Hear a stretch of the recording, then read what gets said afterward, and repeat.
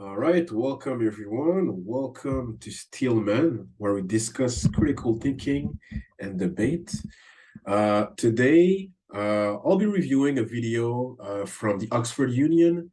So, if you don't know the Oxford Union is a university in I forgot the England.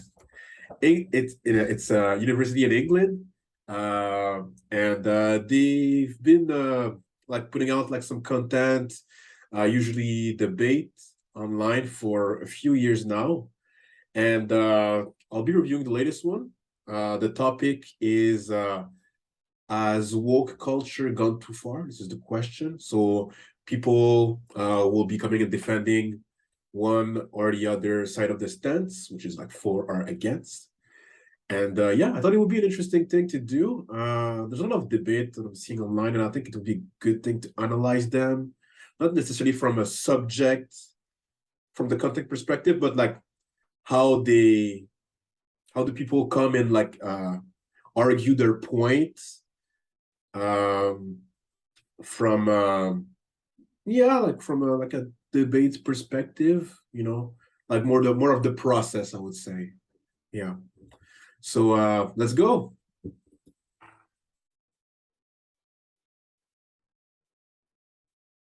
Thank you, Mr. President, for hosting such a critical debate in your term and giving me the opportunity to speak in this historic chamber tonight.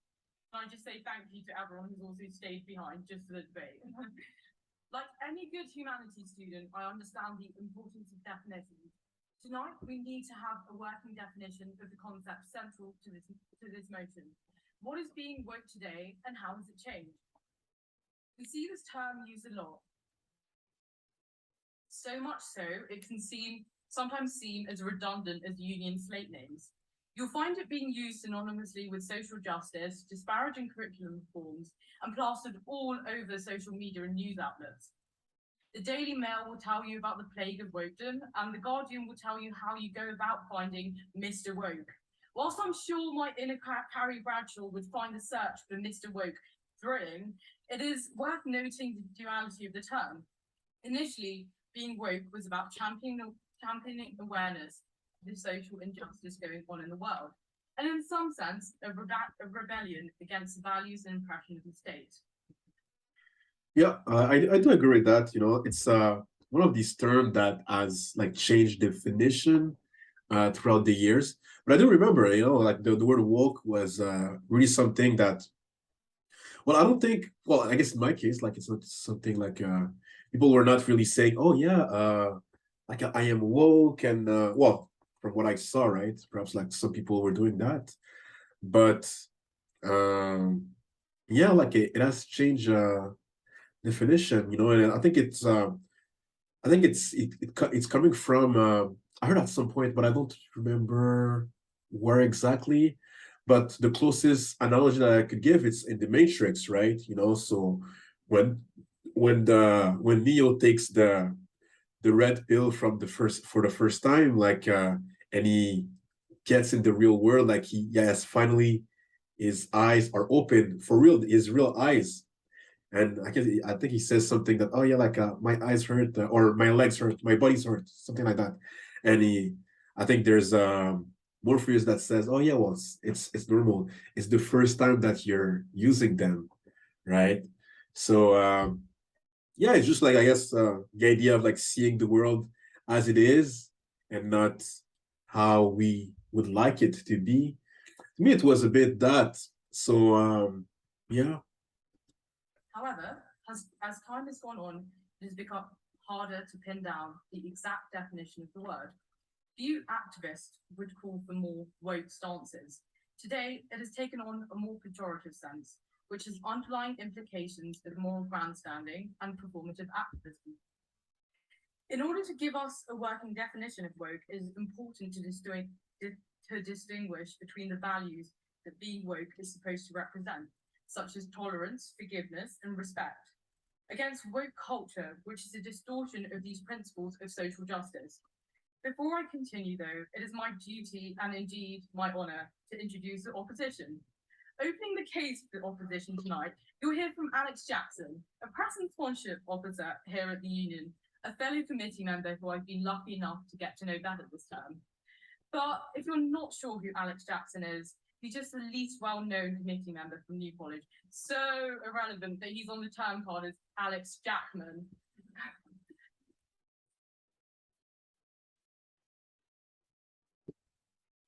I really like those debates. I think like it's really like formal, you know, it's not like those debate that you have in the couch with your friends. Yeah, like well, they come prepared, like they usually know their subject well enough. Next up will be Yasmin Benoit, a multi-award winning asexual activist, model, and researcher who launched the UK's first asexual rights initiative with Stonewall. I'm sure she'll be a formidable speaker tonight, but I just hope she's put enough as much effort into her speech as she does into continually posting on her Instagram story. Continuing the case for opposition, you'll hear from James Lindsay, an American mathematician, author, and cultural critic. Initially, I tried to prepare for this roast by looking at James' social media. However, this provided no results since he's banned on Twitter, unfortunately. Therefore, it might not come as a surprise he's referred to in an article in The Atlantic announcing his intention to vote for Trump in the 2020 election, arguing that the danger of wokeness is much greater than that of the Trump presidency. I'm sure we'll hear more about this from him, though. Closing the case for opposition, you'll hear from Benjamin Butterworth, a senior reporter at The Eye. He's also contributed to The Guardian, Washington Post, and The Independent. A quick look through his recent tweets led to alarming results. However, one tweet in particular stands out to me, and I quote, "The correct opinion is that bounty is delicious." If the opposition holds such views tonight, I'm sure the proposition will be a shoo-in for the win. Mr. President, these are your guests, and they're most welcome.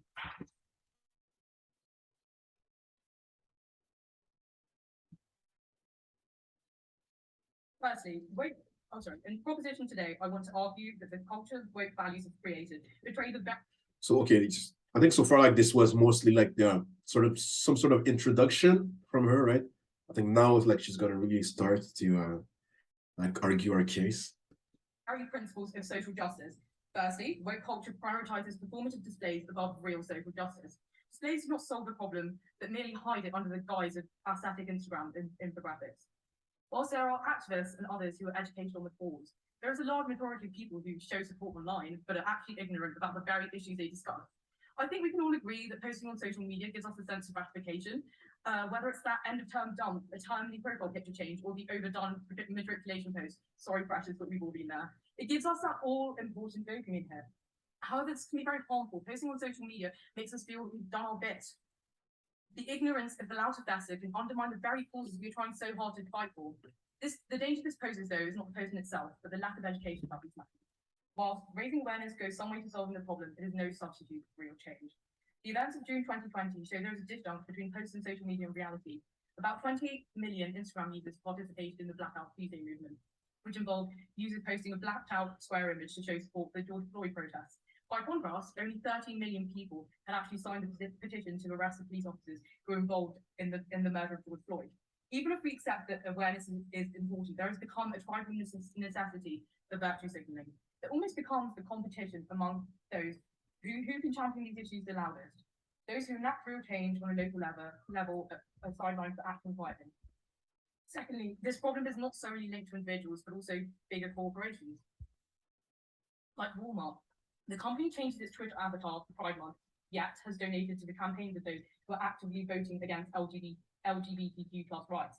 A report into this found that Stuart Walton, a director of Walmart, gave $16,600 to the sponsors of anti-trans bills since 2018, according to campaign finance records. The image of these companies as progressive is quickly brought down by their financial backing of initiatives against trans rights.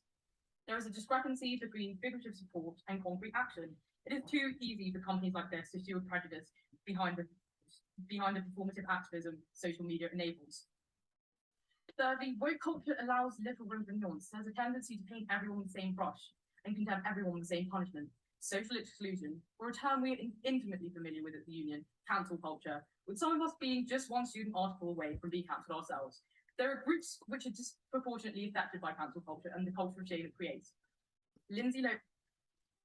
So far, I do like that she really takes the time like to like lay down like her argument, you know, like she said, like firstly, secondly, thirdly.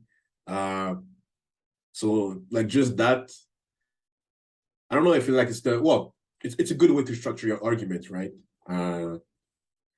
But I'm not sure also like if she did it at the beginning, because like at first, like when she started, like I had a bit of a hard time like knowing where she was going to go with that. But yeah, like just like structuring your argument, not just going in all senses, will definitely help you to make better argument, right? And also like what she did at the beginning, being able to give a definition, right? Because I think that woke culture, whatever, like it's one of these things where like even if you were to give a definition, and perhaps I'm wrong, right? It's so broad. There's like so many things like in it. Uh that sometimes like I'm wondering, like, is it possible like to just say, oh yeah, I am for, I think woke is being, it's a good thing or whatever, or woke is a bad thing. Because oh fuck, wow. Damn, I lost where I was. Okay, I'll try to get back. And we'll continue. Like Walmart, the company changed its Twitter avatar for Pride Month, yet has donated to the campaigns of those. I think I'm in the right place. A bit behind, but I think it's good enough. The report into this found that Stuart Walton, a director of Walmart, gave $16,600 to trans bills since 2018, according to campaign. It's not COVID. It's not the image COVID. of these companies is progressive is quickly brought down by their financial backing of initiatives against trans rights. There is a discrepancy between figurative support and concrete action. It is too easy for companies like this to shield prejudice behind the performative activism social media enables. Thirdly, woke culture allows little room for nuance. There's a tendency to paint everyone with the same brush and condemn everyone with the same punishment. Social exclusion, or a term we are intimately familiar with at the Union, cancel culture, with some of us being just one student article away from being cancelled ourselves.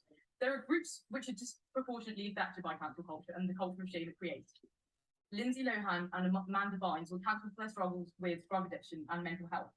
This left them stagnated in their careers as the public's perception changed. However, men who have struggled with similar issues such as Ben Affleck have not seen the same degree of stagnation. There is a tendency when discussing cancel culture to vilify individuals instead of looking at the systemic issues as a whole. Rowan Atkinson compares online cancel culture to a medieval mob roaming down the streets looking for someone to hurt. Members of the mob who are culpable share. I think that's a really good analogy.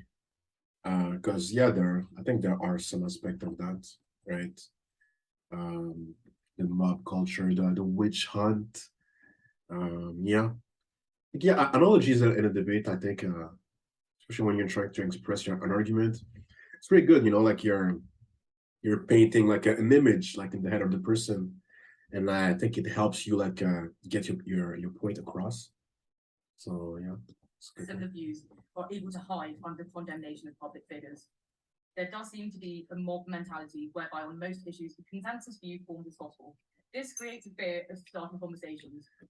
See, this is the bell of you're almost out of time, which is always a good thing in a debate. Like a debate that is well structured. Because sometimes people they just talk and talk and talk and talk and talk, and then at some point, other people have to talk as well, right? And like you need to be able like to be precise, like have your word like you need to get to the point. You need to get to the point in amount of time that is reasonable, right? Otherwise, people they're just gonna tune out. As members of this society, set up by junior members facing pressure from university authorities, we are well aware of the importance of having a free and open discourse. Woke culture stands directly opposed to these very principles you and I believe in. Social justice is betrayed by woke culture, the performative stances which accompany it. Woke culture does not further real change, but merely destruct it. If we are to progress as a society with a firm belief in tolerance, respect, and forgiveness, we must recognise the danger these stances pose to the very values you and I care about. I urge you to vote proposition tonight so that we can, in turn, give the next generation the chance to shape the conversation. Thank you. All right. Yeah, well, I think it was a good one. I think it was a good one. Overall, I do think it was a good one. Uh, yeah, she was able like to get her point across. Like I think it was clear enough. Um, she gave also like the introduction of like the full debate. So I don't know if it would have been better like if they had split that. But then again, I don't know. I really don't know for this one. But yeah, tell me what you think about this debate. Like, did she get her point across properly? Do you think that she was convincing? You think that like she said something that didn't make sense, whatever? Let me know. Let me know.